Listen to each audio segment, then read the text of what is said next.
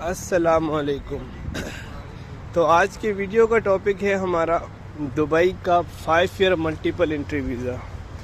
काफ़ी दोस्तों ने रब्ता किया मुझसे कि आया पाकिस्तानी पासपोर्ट, इंडियन, बांग्लादेशी या नेपाल के पासपोर्ट पे 5 ईयर मल्टीपल वीज़ा इशू हो रहा है कि नहीं।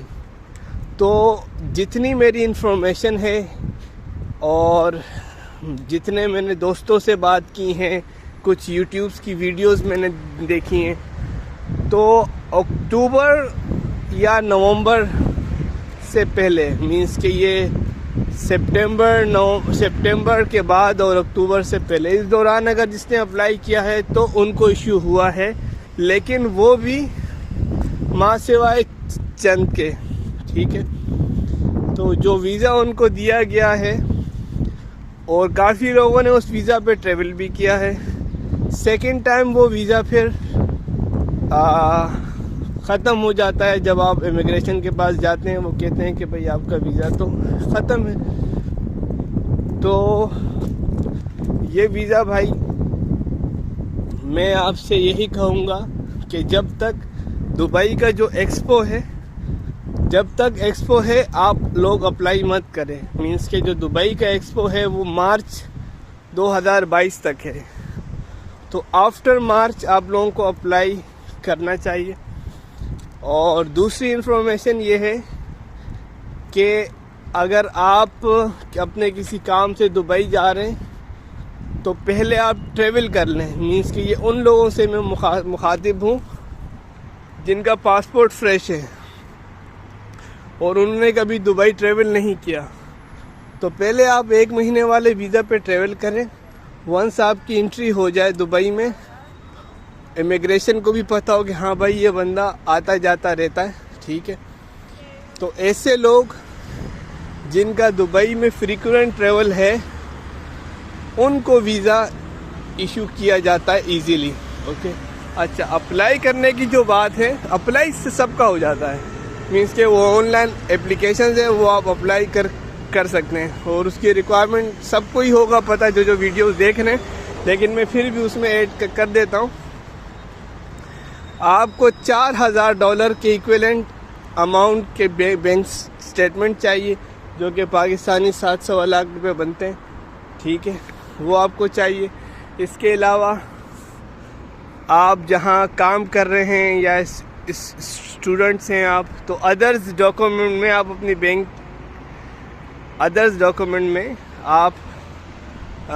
अपना जॉब का लेटर, आपकी सैलरी स्लिप्स, इसके अलावा आपको चाहिए एक दोस्त जो कि वहाँ रहता हो, या आप booking.com से भी होटल का एड्रेस, यूएई का लोकल फ़ोन नंबर भी आप ले सकते हैं, क्योंकि ये है रिक्वायरमेंट, यूएई का नंबर चाहिए। तो आप booking.com या agoda.com में जाके वहाँ से जब आप होटल बुक करते हो फ्री में, तो वहाँ पे होटल का नंबर आ जाता है। लैंडलाइन नंबर भी होता है और मोबाइल नंबर भी होता है, काफ़ी होटल्स का, सबका नहीं। ठीक है, तो ये है रिक्वायरमेंट।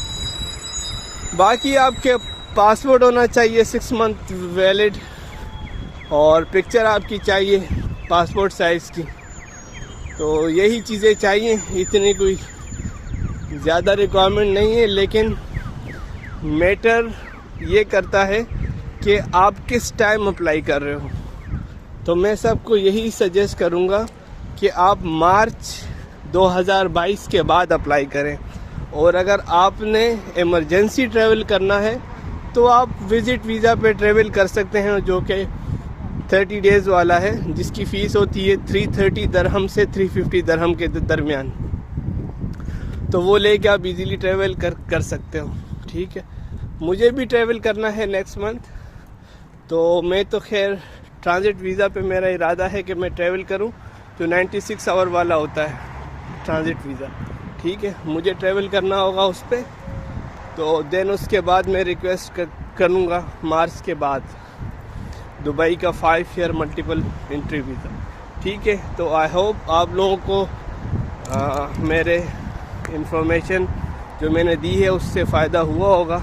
ठीक है, बाकी मैं डिस्क्रिप्शन में दुबई का और जो बाकी एमिरेट्स हैं उनका वीज़ा अप्लाई करने के लिए लिंक दे दूंगा, आप काइंडली वो भी देख लें। और होटल बुकिंग के हवाले से भी लिंक में डिस्क्रिप्शन में दे दूंगा कि कौन से होटल से आप फ़ोन नंबर वगैरह इजीली ले सकते हैं। और बस ठीक है भाई, बहुत शुक्रिया जी, थैंक यू। अगर आप पाकिस्तान से दुबई का 5 ईयर का मल्टीपल वीज़ा अप्लाई कर रहे हैं तो आपको अपना CNIC भी स्कैन करके अदर्स डॉक्यूमेंट में अटैच करना है। अदर्स डॉक्यूमेंट में जितने मैक्सिमम चीज़ें आपके पास हों एज अ प्रूफ आप दे सकते हैं, उसमें कोई मसला नहीं है, ठीक है। मींस कि अगर आपके पास 2 अकाउंट है, एक अकाउंट में आपने $4,000 के इक्विवेलेंट का अमाउंट शो किया है तो दूसरे अकाउंट की स्टेटमेंट आप उसमें दे सकते हैं। अगर आप FBR के फाइलर हैं तो आप अपनी टैक्स रिटर्न अदर्स डॉक्यूमेंट में आप डाल सकते हैं, ठीक है। इसके अलावा अगर आप यूट्यूबर्स हैं या अगर आप सोशल एक्टिविस्ट हैं या अगर आप इस स्कॉलर हैं, PhD के स्कॉलर हैं या कोई और रिसर्च बेस्ड काम करते हैं आप, तो वो भी आप एज अ प्रूफ डाल सकते हैं अदर्स डॉक्यूमेंट में। एक प्लस पॉइंट होता है ये, ठीक है। तो ये बात थी भाई, ठीक, थैंक यू। तो अब मैं बात करूँगा UAE का जो 5 ईयर मल्टीपल वीज़ा है उसमें जो इंश्योरेंस की रिक्वायरमेंट है जो कि बहुत इम्पोर्टेंट है। ट्रैवल इंश्योरेंस की बेस पे आपका वीज़ा रिजेक्ट हो जाता है, ठीक है। मैंने पर्सनली ICA वालों को ईमेल की है, कॉल किए, तो ICA वालों के रिप्रेजेंटेटिव ने मुझे ये कहा कि आपको UAE बेस्ड हेल्थ इंश्योरेंस चाहिए मिनिमम 6 मंथ की। तो फिर मैंने उनसे कहा कि मैंने जो 2 बड़ी कंपनीज़ हैं लाइक AXA एंड ओरिएंट, उनको मैंने अप्रोच किया है थ्रू ईमेल। वो यही अर्ज़ कर रहे हैं कि अगर आपके पास UAE का वीज़ा नहीं है तो आप हेल्थ इंश्योरेंस के लिए एलिजिबल नहीं हो, ठीक है। मेरे पास ईमेल का प्रूफ भी है, वो मैं इस वीडियो के आखिर में स्क्रीनशॉट लगा के आपसे शेयर कर दूंगा। तो मैंने काफ़ी रिसर्च के बाद ये मुझे समझ में आया कि अगर आपको 5 ईयर का मल्टीपल एंट्री वीज़ा चाहिए, अगर आपका ताल्लुक़ पाकिस्तान, बांग्लादेश, इंडिया, नेपाल या XYZ जो डेवलपिंग कंट्रीज़ हैं वहाँ से है, तो आपको क्या करना चाहिए? आपको सबसे पहले UAE का जो 1 मंथ का वीज़ा है नॉर्मल, जिसकी 330 से 350 दिरहम के दरमियान फ़ीस होती है, वो अप्लाई करके आपको जाना चाहिए UAE के किसी भी एमिरेट्स में। वंस आप वहाँ चले जाते हैं देन वहाँ पर आप अपनी हेल्थ इंश्योरेंस का करवाएं मिनिमम 6 मंथ की, और वहीं से आप अपना 5 year multiple entry visa apply करें, ठीक है। डमी टिकट्स, होटल बुकिंग वगैरह लगा के, ठीक है। या कोई दोस्त आपका हो तो उसका एड्रेस, नंबर और लैंडलाइन आपको इंटरनेट से इजीली मिल जाता है, वो लगा के भी आप अप्लाई कर सकते हो। तो ये अपडेट्स ही मैंने आपसे शेयर करूँगा। बाकी मुझे नहीं लगता कि आप ट्रैवल इंश्योरेंस की बेस पे आप अप्लाई करें और आपका वीज़ा मिल जाए। मुझे पता है काफ़ी लोगों का जिन्होंने स्टार्ट में जब ये वीज़ा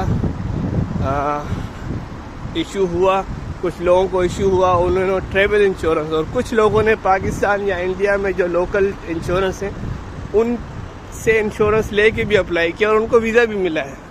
लेकिन अभी वो नहीं दे रहे हैं क्योंकि उनकी रिक्वायरमेंट ही यही है कि आपकी UAE बेस्ड हेल्थ इंश्योरेंस होनी चाहिए, ठीक है। तो ये अपडेट्स मैंने आपसे शेयर करनी थी। Thank you.